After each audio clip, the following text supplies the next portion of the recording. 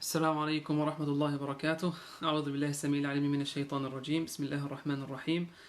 الحمد لله والصلاة والسلام على سيدنا مولانا رسول الله وآله وصحبه من والاه. أشهد أن لا إله إلا الله وأشهد أن سيدنا مولانا محمدا عبده ورسوله صلى الله عليه وعلى آله وأصحابه أجمعين. يا أيها الذين آمنوا اتقوا الله حق تقاته ولا تموتن إلا وأنتم مسلمون. أما بعد، فإن أصدق الحديث كلام الله تعالى، وخير الهدي هدي سيدنا محمد عليه الصلاة والسلام، وشر الأمور محدثاتها، وكل محدثة بدعة، وكل بدعة ضلالة، وكل ضلالة في النار. وما قل ودل خير مما كثر وألهى، وقليل يغنيك خير من كثير يطغيك، وإنما توعدون لآت وما أنتم بمعجزين. وبعد.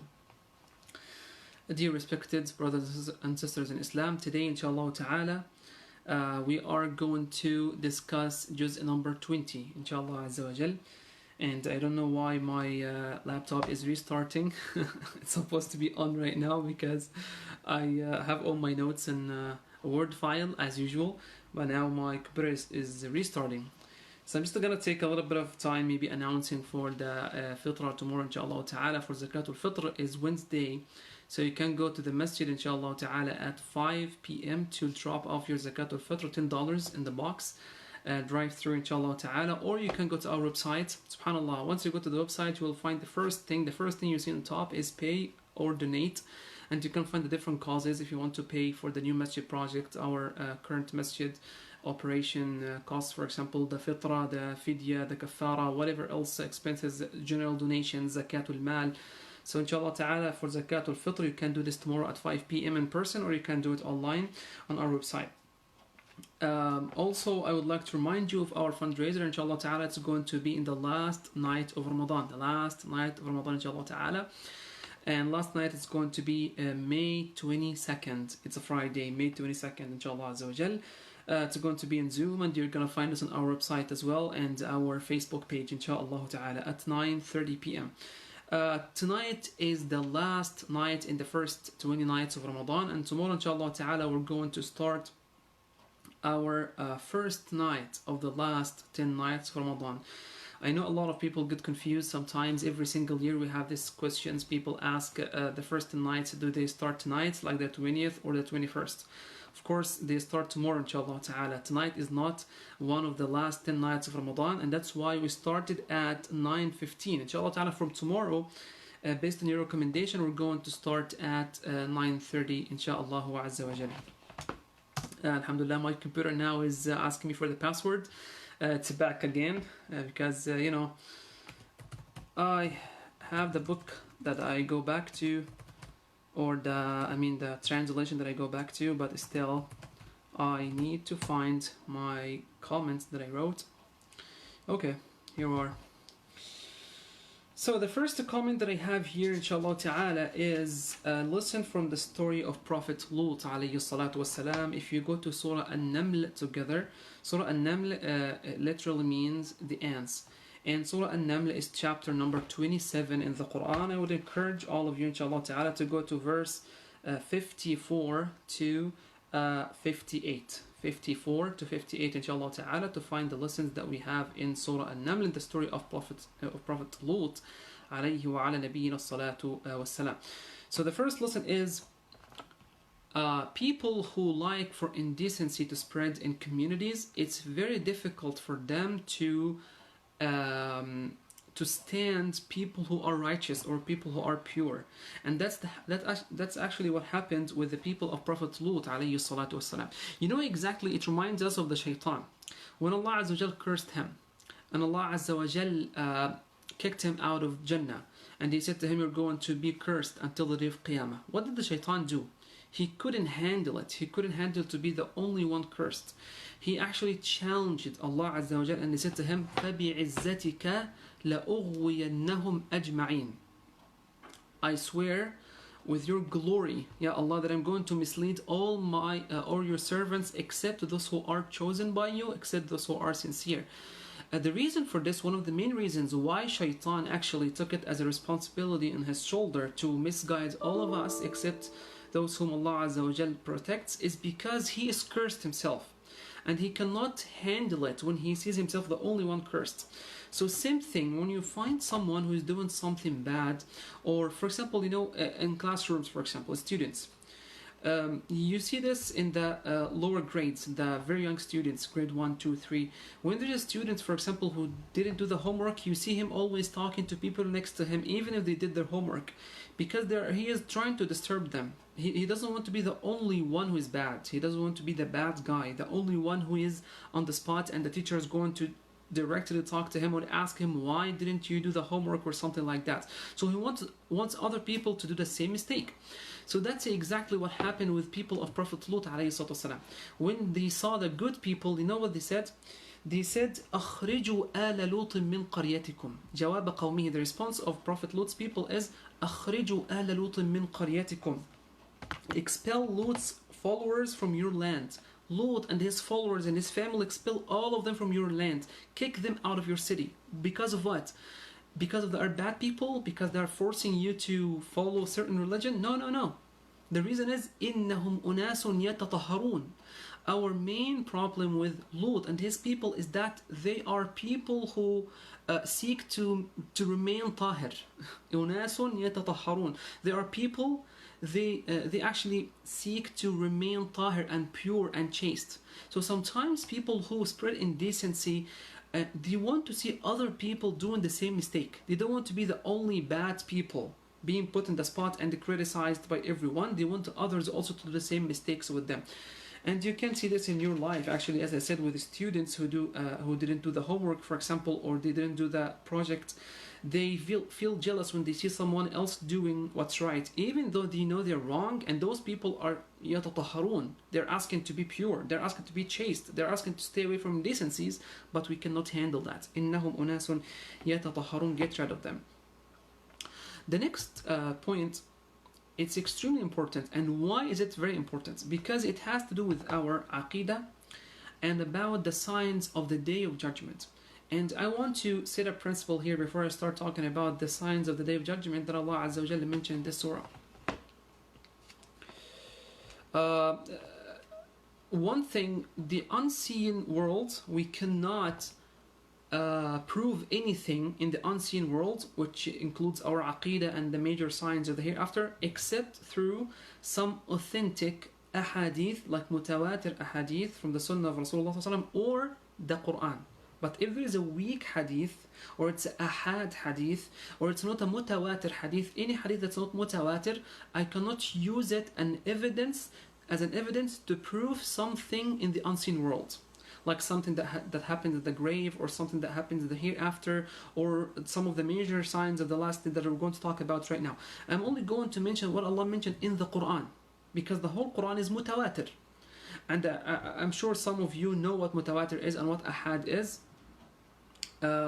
Basically, mutawatir is the hadith that's narrated by 4 narrators and more.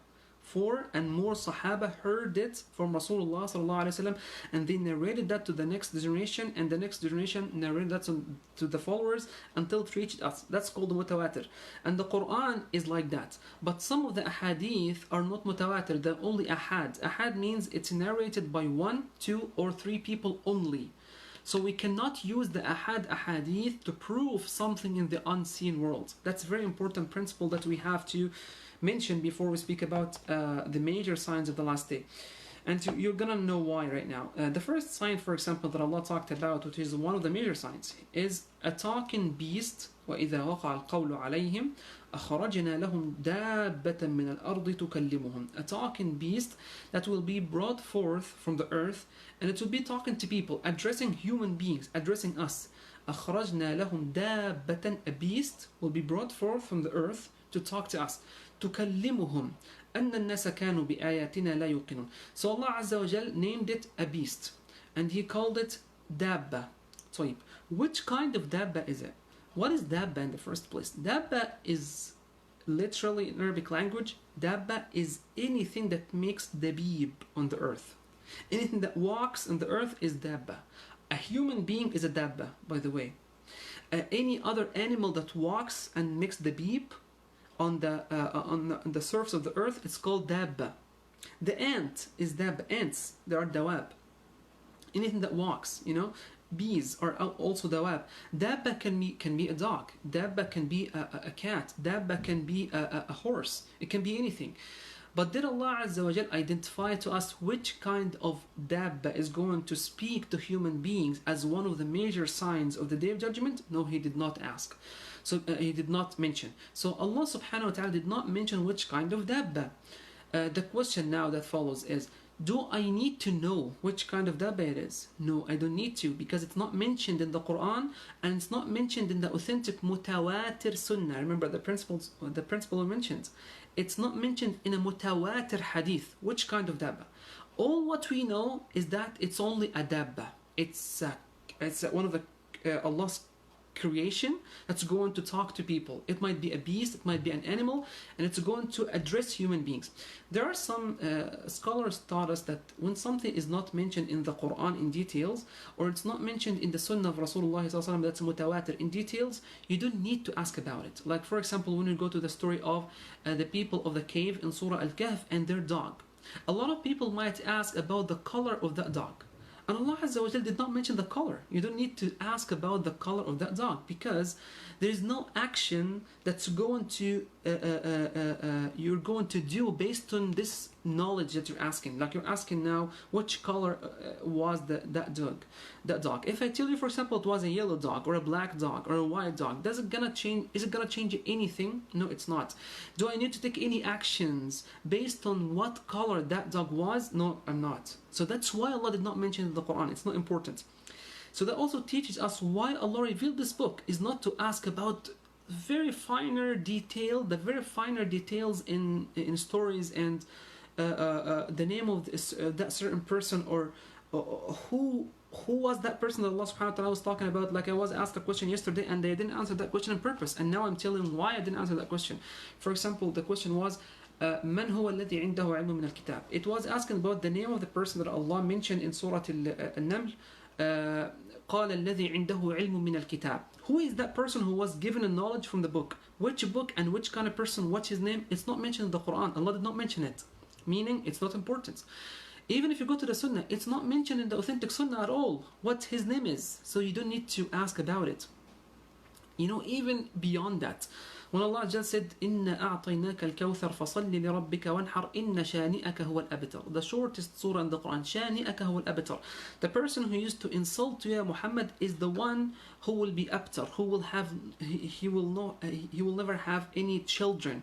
Who used to insult you because you have no children, he used to say to you, you're abtar, ya Muhammad. Allah is going to make him abtar. Who that person is? In the stories, in the books of tafsir, we have many different names, meaning you don't need even to know who that person is. Allah did not mention his name, and his name is not mentioned in the Sunnah of Rasulullah, and even in the authentic seerah is not mentioned. We have many options because it's not important. So here Allah said there's a dabba, a beast, is going to talk to human beings and tell them that people did not believe in the signs of Judgment Day, and now here it is, and Allah did not mention what dabba it is, but we just believe in this sign without mentioning any more details. That's the next sign Allah mentioned is the trumpet will be blown in verse 87.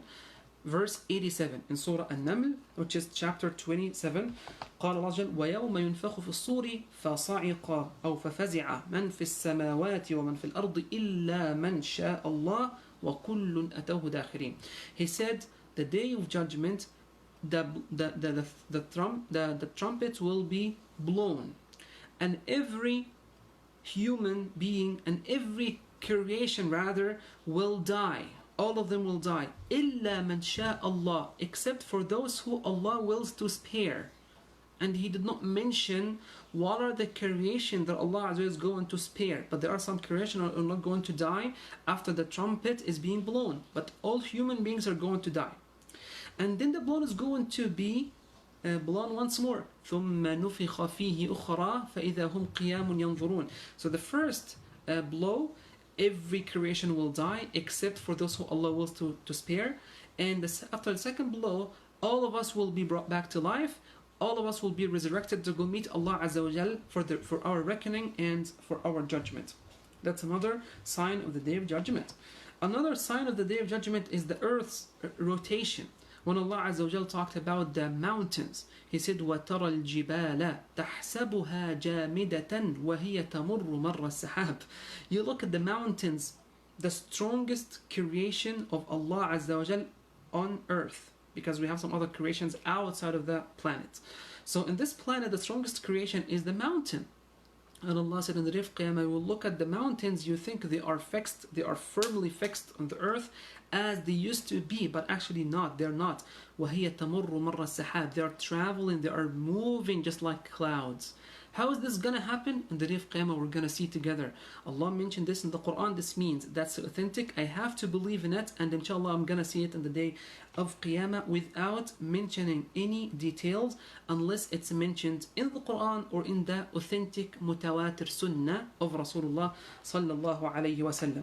Because if we open the door to weak ahadith and fabricated ahadith and ahadith that are not mutawatir, when we speak about the unseen world, we will have a lot of imagination and false information, and you know what, lots of stories that people narrate that are not authentic. The next point that I have here is extremely important, and this point is actually a message to imams, speakers, and everyone who is in the field of da'wah. Imams and speaker and everyone who is in the field of da'wah. What is that message? This message is every da'iyah needs some helpers around him. Every da'iyah needs some helpers around him. Sometimes there are things that people don't like to mention, but I'm gonna say it anyways. From my experience in being an imam for 20 years now, 7 of them are in Canada here, I have seen some imams, they always try to be the one-man show, the everything in their communities. He wants to be the imam, he wants to be the president of the community, he wants to be the fundraising committee, he wants to be the maintenance committee, he wants to be the religious committee, he wants to be the one who is running events everywhere, he wants to be the main guy in the MSA, and the main guy in his mosque, and the main guy in that academy, and that's not gonna happen. That's not gonna happen, because I am one person. Any imam is one person. If you try to do everything by yourself, and this message is in particular for my fellow respected imams, you need helpers around you. You need people around you. You cannot be the one-man show, the only one who is doing everything. You cannot do that. Because Allah Azza wa Jalla, when He talked about Prophet Musa alayhi salatu wasalam, he was asking Allah's help, and he was asking his brother Harun to assist him. And he said, وَأَخِي هَارُونُ هُوَ أَفْصَحُ مِنِّي لِسَانًا. That's in verse 33 in Surah Al-Qasas, verse 33. Allah subhanahu wa ta'ala said, وَأَخِي هَارُونُ هُوَ أَفْصَحُ مِنِّي لِسَانًا. O Allah, my brother Harun is more eloquent than I. He's more eloquent than I. So Harun alayhi salam has some certain qualifications that Musa alayhi salam doesn't have. And Sayyidina Musa acknowledged this. And he even asked Allah's help. He wants his brother to come with him because I'm not as eloquent as my brother. So he said, فَأَرْسِلْهُ مَعِي رِدْ أَنْ يُصَدِّقْنِي. Ya Rabbi, send him with me to Pharaoh and his people, رِدْ and to assist me, إِنِّي أَخَافُ أَنْ يُكَذِّبُونَ. Because otherwise they're going to reject my message. I want someone who is more qualified in that specific part. Sayyidina Musa alayhi salatu wassalam.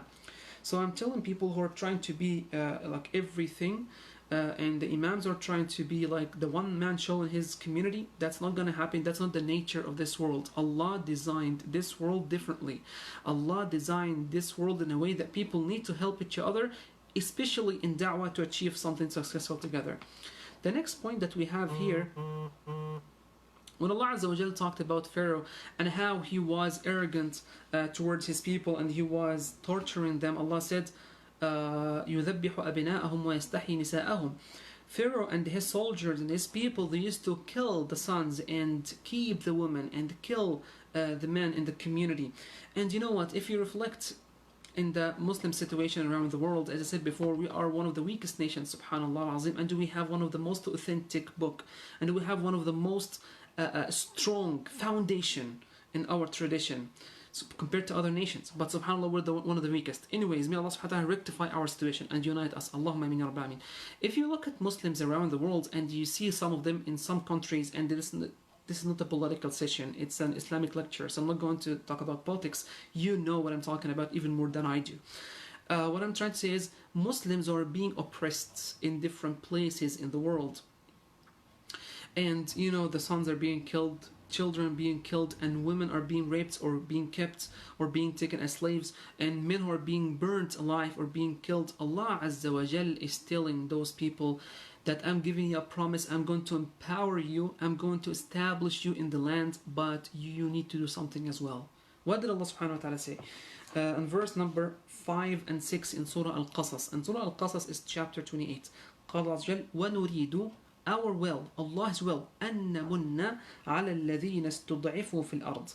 But it was our will to favor those who were oppressed on the land. That's Allah's will, to give victory to people who are oppressed in the land. May Allah Azza wa rectify our situations. Allahumma ameen. وَنَجَعَلَهُمْ أَئِمَّةً, and to make them models in faith. وَنَجَعَلَهُمُ الْوَارِثِينَ, and as well as we're going to make them successors. We ask Allah Azza wa Jal to rectify the situation of every human being who is oppressed on this earth. Allahumma ameen ya Rabbil Alameen.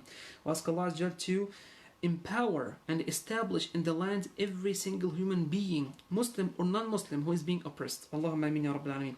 وَنُمَكِّنَ لَهُمْ فِي الْأَرْضِ وَنُرِيَ فِرْعَوْنَ وَهَامَانَ وَجُنُودَهُمَا مِنْهُمْ مَا كَانُوا يَحْذَرُونَ. And Allah said our will is to establish them in the land, and through them show Pharaoh, Haman, and their soldiers the fulfillment of what they feared.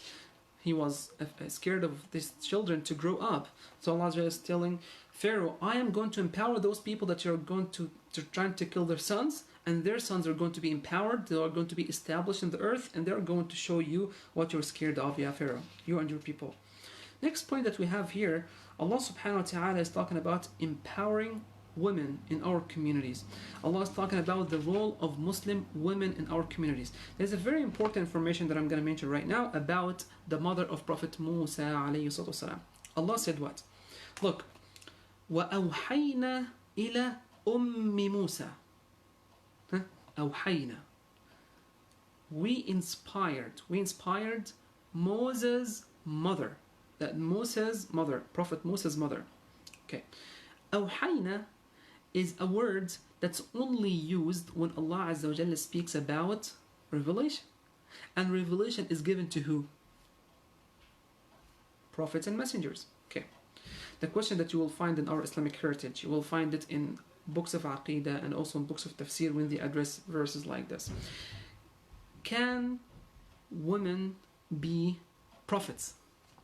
Look at this question. I mean, it's a difficult question to answer.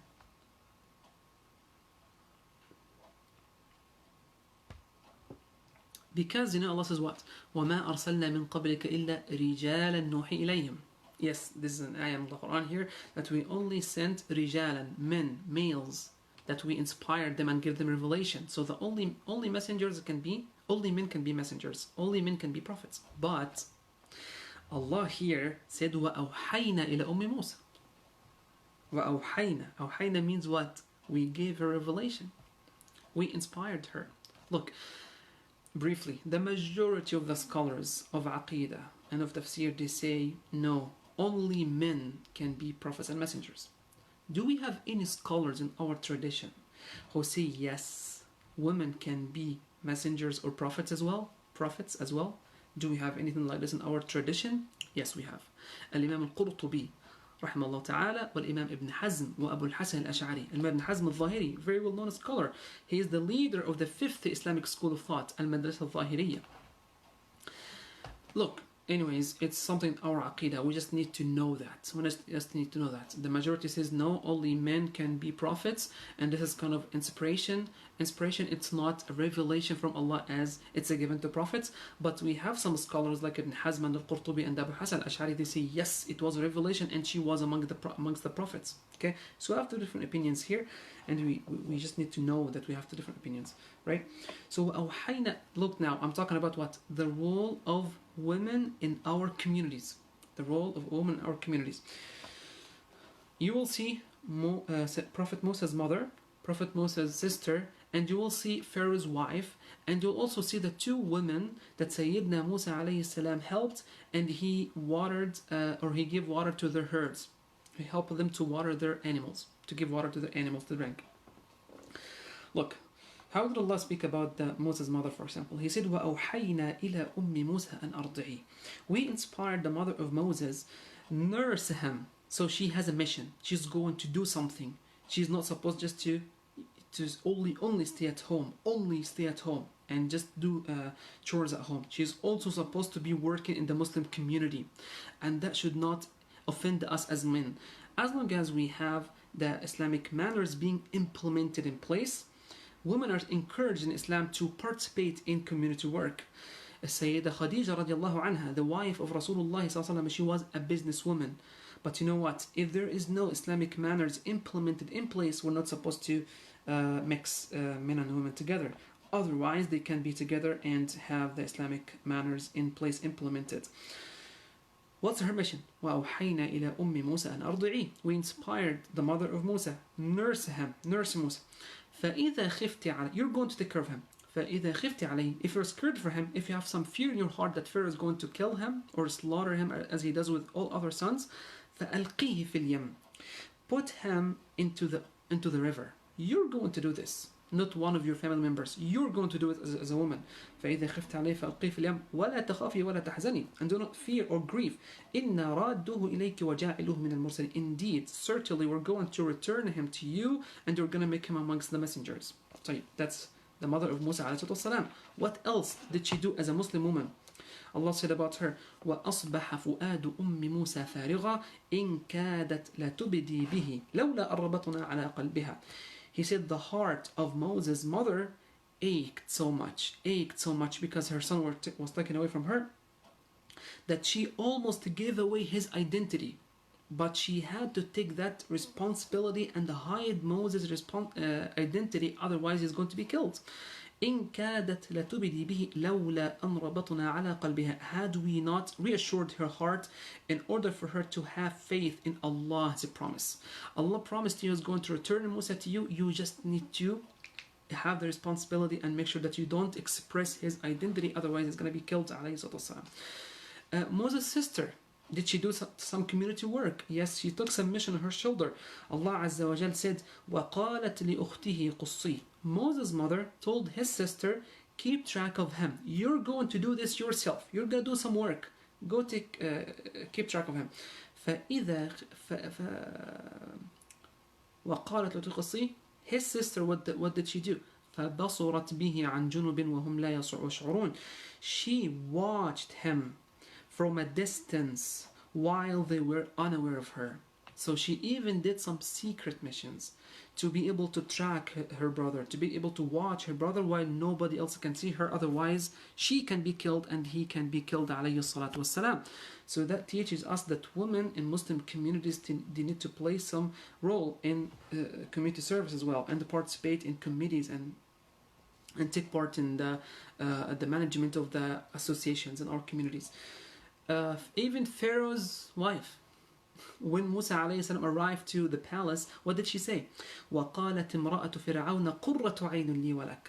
Pharaoh's wife said to him, this baby is a source of joy for me and you. لا تقتلوه. Don't kill him. She's giving orders. لا تقتلوه. He kills every other baby, but for this, don't kill him. The women's role. لا تقتلوه. And he listened to her. لا تقتلوه. Don't kill him. عسى أن ينفعنا أو نتخذه ولدا. Perhaps he can be useful for us, or we can even adopt him or take him as a son. عليه الصلاة والسلام.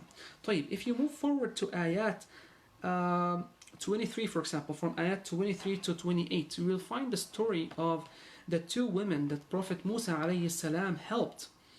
And the main point in this story is to see how did Prophet Musa interact with these two women. And how did they interact with him? Because a lot of youth, a lot of people ask, can I talk to the opposite gender? Can I have a friend from the opposite gender? What are the limits? Can we study together? Can I have a teacher who's a female and I'm a male, for example, in a class? Can I do this? Can I do that? What are the limitations? Through the story of Prophet Musa, we can learn some guidance in this. قال الله ولما ورد ماء مدين وجد عليه أمة من الناس يسقون. When he arrived at the well of Madian, he found a group of people watering their herds. طيب ووجد من دونهم امرأتين تذودان. Apart from them, he noticed two women holding back their herds. They are not watering their herds at the same time. They are staying in the back and holding back their animals. So what did he do? He was wondering while he was lying down under the tree by himself, and then he saw that scene. He wanted to find out what's going on. So he went to them and he kept it to the point. That's the main point. When we interact with the opposite gender, you just keep it to the point. If it's important to interact, for example, you work in a project in a class, you're working volunteer work, you're working together in a company, it's a necessity. You have to do that. But keep it to the point. Don't just open, talk about a lot of random things just to open for the sake of talking, for the sake of opening discussions. What did he do? He kept it to the point. That's the main point in this story. When you interact with the opposite gender, please keep it to the point. And these are the Islamic etiquettes. He said, ما خطبكما? Just one word. ما خطبكما? What's happening? What's the problem? قال ما خطبكما? قالتا لا نسقي حتى يصدر الرعاء وأبونا شيخ كبير. We cannot water our animals until the other shepherds are done. They are doing their work, they are watering their herds, and we cannot actually mix with them. See, it shows us the shyness that they have radiallahu anhunna. They don't want to mix with other men, and they told him their whole story very briefly. They answered the question. They even gave more details very briefly, just to the point. They said, لا نسقي حتى يصدر الرعاء. We're just waiting for the other shepherds to be done with their work, and then وأبونا شيخ كبير. The main reason why we're here, there is no male from our family, is because we don't have brothers. Our father is an old man. خلاص. He got the point. What did he do? What was his reaction? He did the volunteer work in a split second, and then he went back to pray to Allah and ask him for some of his favors. What did Allah say? فَسَقَى لَهُمَا ثُمَّ تَوَلَّ إِلَى الظِّلِّ. Immediately, فَسَقَى لَهُمَا. He helped them to water the herds, and immediately he withdrew. He left to the shade of a tree, and then he started to ask Allah for his favors. قَالَ رَبِّ إِنِّي لِمَا أَنزَلْتَ إِلَيْنَا مِنْ خَيْرٍ فَقِيرٌ. So, and the rest of the interaction, Allah said, فَجَاءَتْهُ إِحْدَاهُمَا تَمْشِي عَلَى اسْتِحْيَاءٍ. Then one of those two women came to him walking bashfully, with shyness. Bashfully meaning they're not trying to attract people's attention. That also teaches us when women interact with men, or when they even walk in the street, their intention is not to attract other men. And by the way, also men, my intention as a man, when I walk, my intention is not to attract other women just for the sake of attracting them. We oftentimes we speak about women in our communities. You're not supposed to attract men. You're not supposed to make khudu' بالقول, the way you speak. Same thing has to be said to men as well. When you speak, you're not supposed to be dressed in a way, or you talk in a way, or in a certain tone to be attractive to other women. Same thing. They're not supposed to be attracting you, and you're not supposed to be attracting them. You're supposed to lower your gaze, and they're supposed to lower their gaze as well, right? Allah said, وَلَهُنَّ مِثْلُ الَّذِي عَلَيْهِنَّ بِالْمَعْرُوفِ. The equal rights and the equal responsibilities. So why did we just talk about women only? What did Allah subhanahu wa ta'ala talk about? He talked about both of them. مَنْ عَمِلَ صَالِحًا مِنْ ذَكَرٍ أَوْ أُنْثَى وَهُوَ مُؤْمِنٌ. Whoever does righteous deeds from male or female, why is a Muslim? Why is a believer? So he talked about both of them equally. Subhanallah. Sometimes we impose our cultures into this religion, and we come out with a product which is not the original product that Rasulullah came with, because oftentimes, most of the time, we mix our culture, or what we used to in our countries, with the religion of Allah Azza wa Jal, and then we come up with the final product, and when we give this final product to other people, they misunderstand us. No, just to go back to Islam, and please differentiate between culture and religion of Allah Azza wa Jal. Look at the role of the woman again. قالت إحداهما يا أبت استأجره. One of them, she said, my father, could you please invite this man whose name is Musa to dinner? He invited him based on on his daughter's recommendation. He invited him, and then he was able, alayhi to get a contract for 10 years. for 8 years. تأجرني 8 حجج. And he got a wife and he got a house. All this was for free. It's like a love story, subhanAllah, but it's a very decent love story, right? Through the proper channels. Through the proper channels. Islam prohibits love. Islam doesn't prohibit us from loving or from living a love story, but love story what? Through the proper channel. Islam does not suppress our desires, but Islam puts our desires through the proper channels. That's the main point. طيب? Okay. Let's go to the next point, inshallah ta'ala. I only have 2 more points. The second last point is the story of Qarun. Go to Surah Al-Qasas. Surah Qarun, story of Qarun is in ayat 76 to 82. 76 to 82. How did Allah speak about Qarun? He said, إِنَّ قَارُونَ كَانَ مِنْ قَوْمِ مُوسَى فَبَغَى عَلَيْهِمْ. Indeed, Qarun was amongst the people of Musa ﷺ, but he was behaving arrogantly towards them. He was an arrogant man. So what happened? Look, Allah said, وَآتَيْنَاهُ مِنَ الْكُنُوزِ ما إن مفاتحه لتنوء بالعصبة أولي القوة. Allah Azza wa Jal has given him treasures. He has given them treasures that even their keys would burden a group of strong men. The word usba is the number from 10 to 40. So if we have 40 strong men who try to just carry the keys of the treasures of Qarun, it will be heavy for them. You know what I'm talking about? I'm not talking about someone who's wealthy, somebody who has a big salary, somebody who has 2 jobs. I'm not talking about that. I'm talking about someone whom Allah has given treasures that are put in boxes, that if those boxes, some 40 strong men try to carry their keys, they won't be able to. Subhanallah. That's how wealthy he was, how strong financially he was. Okay? And Allah said, وَأَتَيْنَاهُ. That's all because of our favors. We give him that. And then his people told him, لا تفرح. And some people would wonder here, why did Allah tell him don't be happy? Because tafrah is to be happy. By the way, the word tafrah here doesn't mean to be happy. Islam prohibits us of being happy? Of course not. Islam doesn't prohibit us from being happy. But the word لا تفرح here means don't be prideful. Don't be very proud of yourself. Don't be arrogant because of what Allah has given you. لا تفرح. إن الله لا يحب الفرحين. But I'm happy with what Allah has given me. I'm glad because of Allah's favors. Be happy. But you know what? Always mention that this is because of Allah. It's not because of me. But don't be prideful. What did he say? إنما أوتيته على علم عندي. By the way, people, that's because of my work. I put a lot of time. I have a lot of qualifications. I have another 2 part-time jobs along with my full-time job, and that's why I'm making a lot of money. That's why I'm wealthy and I'm strong financial. No, you're not. No, none of us is. It's only because of Allah's favor, Azza wa Jal, on us. That's why we're still here in the first place. He created us in the first place, and He gave me these qualifications, and He gave me that job, and He gave me that wealth, and I need always to mention that with my tongue, and it has to be rooted inside of my heart. Otherwise, look at what happened to Qarun. They told him, وَابْتَغِ فِي مَا آتَاكَ اللَّهُ الدَّارَ الْآخِرَةِ. Through what Allah has given you, seek the reward of the akhirah. Allah give me money, I'm going to please Allah with this money. I'm seeking the reward of the akhirah through what Allah's given me. Allah given me some knowledge. Through this knowledge, I'm going to please Allah Azza wa Jal. Allah's given me any talent. Through this talent, I'm going to please Allah Azza wa Jal and seek the akhirah. And by the way, وَلَا تَنْسَ نَصِيبَكَ مِنَ الدُّنْيَا. But don't forget your share in this world. A believer has a balance between deen and dunya. There's balance between deen and dunya. وَلَا تَنْسَ نَصِيبَكَ مِنَ الدُّنْيا وَأَحْسِنْ كَمَا أَحْسَنَ اللَّهُ إِلَيْكَ. And be good to people as Allah has been always good to you.